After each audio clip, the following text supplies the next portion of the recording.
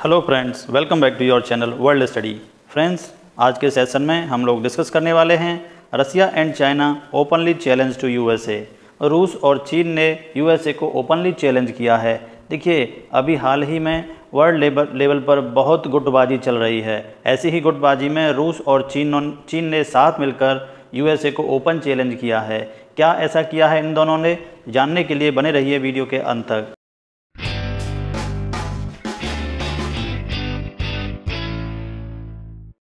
तो देखिए, वीडियो शुरू करने से पहले आज का क्वेश्चन क्या है? Who is the current defence minister of India? Bharat के वर्तमान रक्षा मंत्री कौन हैं?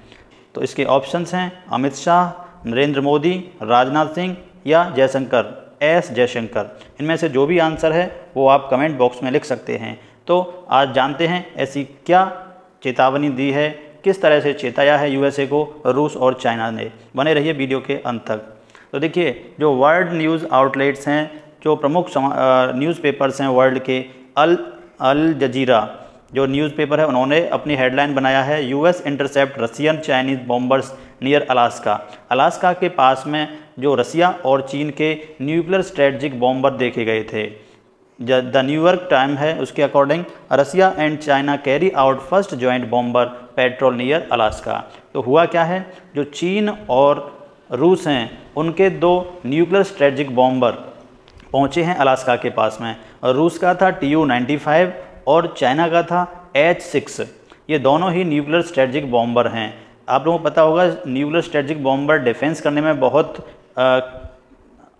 ज़्यादा सक्रिय नहीं होते हैं। तो इसको सपोर्ट करने के लिए मीन्स चाइना को जो H-6 बॉम्बर था उसको सपोर्ट दिया था रसिया के एयरक्राफ्ट ने, फाइटर्स ने, और जो रसिया का Tu-95 था उसको कवर किया था चाइना के फाइटर जेट्स ने। तो इस तरह दोनों ही पहुंचे अलास्का के पास में। अलास्का जो कि यूएसए का एक स्टेट है।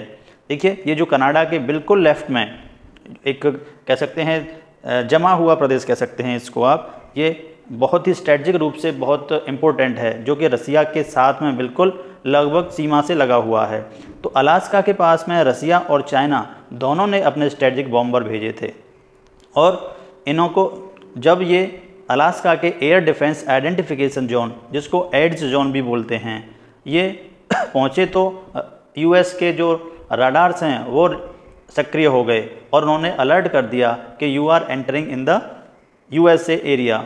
आप लोग यूएसए के इलाके में घुसने वाले हैं। तो इसके लिए अमेरिका ने अपने विमान जो फाइटर जेट्स भी तैयार कर दिए थे। तो देखिए, जो एयर डिफेंस आइडेंटिफिकेशन जोन होता है, इसकी सीमा होती है लगभग 200 मील। आप देख सकते हैं 200 मील या 320 किलोमीटर। जब किसी स्टेट की, अमेरिका के अलास्का के स्टेट की सीमा 320 किलोमीटर और फैला दी जाए तो लगभग ये टच कर जाएगा रसिया को। तो ये आप ये भी कह सकते हैं कि हो सकता है रसिया अपने इलाके में ही गश्त कर रहा हो। और ये जो एड्स जोन होता है, एयर डिफेंस आइडेंटिफिकेशन जोन, ये कोई निजी सीमा नहीं होती किसी देश की, ये इंटरनेशनल सीमा होती है। लेकिन यहाँ पर कोई अपरिचित जो एयरक्राफ्ट होता है, अनआइडेंटिफाइड एयरक्राफ्ट होता है, उसको यहाँ पर पहचानने के लिए रडार लगाए जा सकते हैं। तो ऐसा ही यूएसए ने अलास्का में किया था, जहाँ पर रसिया और चीन के दोनों जो न्यूक्लियर स्ट्रेटजिक बॉम्बर थे वो पाए गए थे। तो आखिर ऐसा उकसाने वाला काम रसिया और चाइना क्यों कर रहे हैं? देखिए, कहीं ना कहीं जो यूएस का फोकस है वो इंडो चाइना और दक्षिणी चीन सागर में है। तो ऐसे ही उसको रिबैक करने के लिए चाइना रसिया के साथ मिलकर उसको कह सकते हैं रीअटैक कर रहा है। तो देखिए, इससे पहले रसिया ने भी कहा था, Russia says its jets prevented US bombers violating border over Barents sea. यानी जो यूएस के जो बॉम्बर्स थे, न्यूक्लियर स्ट्रेटजिक बॉम्बर, उन्होंने रसिया के ओवर बेरेंट्स सी के ऊपर जो है रसिया की सीमा का उल्लंघन किया था। तो रसिया और China push back against US warning over military and economic forays in the melting Arctic. तो रसिया और चाइना ने इसको दोबारा से रीबैक दिया है, उसको जवाब दिया है कि जब तुम हमारे क्षेत्र में एंट्री कर सकते हो तो हम भी तुमसे कम नहीं हैं। इसीलिए रसिया और चाइना दोनों ने मिलकर कहा है कि ये हमारा एक ट्रेनिंग रूटीन है, पेट्रोलिंग रूटीन है, क्योंकि हम किसी की सीमा का उल्लंघन नहीं कर रहे हैं। हालांकि देखा जाए तो ये अलास्का के पास में और रसिया की सीमा लगभग नज़दीक है, तो वो वहाँ से निकले थे, लेकिन बाद में उनको वहाँ से टर्न ले लिया था। अब बात करते हैं जो न्यूक्लियर स्ट्रेटजिक बॉम्बर हैं वो किस किस देश के पास में हैं, तो देखिए वर्ल्ड में केवल 3 देश हैं, USA, United state of America, Russia और चीन। इन 3 देशों के पास ही न्यूक्लियर स्ट्रेटजिक बॉम्बर पाए जाते हैं। भारत की बात की जाए तो भारत में ऐसा कोई भी न्यूक्लियर स्ट्रेटजिक बॉम्बर नहीं है। और भारत के रक्षा मंत्री इस चीज़ को कह चुके हैं, भारत के रक्षा मंत्री राजनाथ सिंह इस चीज़ को कह सकते हैं कि भारत को अब वर्तमान में ज़रूरत है एक न्यूक्लियर स्ट्रेटजिक बॉम्बर की। तो हो सकता है आगामी समय में भारत यूएसए से या रसिया से इस तरह की कोई डील करे जिससे कि वो न्यूक्लियर स्ट्रेटजिक बॉम्बर वहाँ से खरीद पाए। तो देखिए वर्ल्ड का जो कह सकते हैं लेटेस्ट और एडवांस जो स्ट्रेटजिक बॉम्बर है उसको माना जाता है यूएस का B-21 raider nuclear strategic bomber, जो कि रडार से भी जो है इसको पहचाना नहीं जा सकता है, जो नवीनतम परमाणु स्टील्थ बम वर्षक के रूप में जाना जाता है और इसको जो कि हाल ही में एक डेवलपमेंटल फेज में है। अगर भारत का अमेरिका से किसी तरह इस तरह का करार हुआ तो हो सकता है इंडिया इसको प्राप्त कर ले, लेकिन यूएसए की स्ट्रेटजी यही रहती है, वो किसी भी देश को अपने जो न्यूक्लियर स्ट्रेटजिक बॉम्बर हैं वो किसी को नहीं देता है।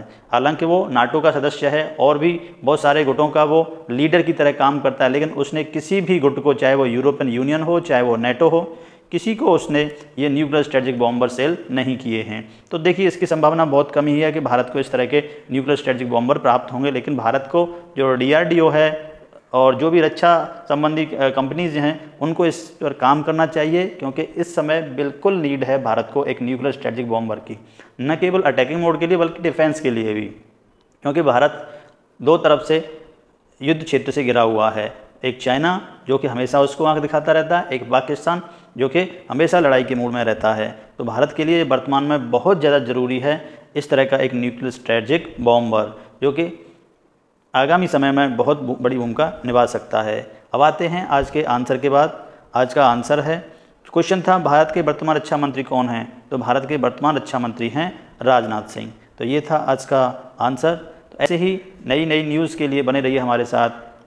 धन्यवाद।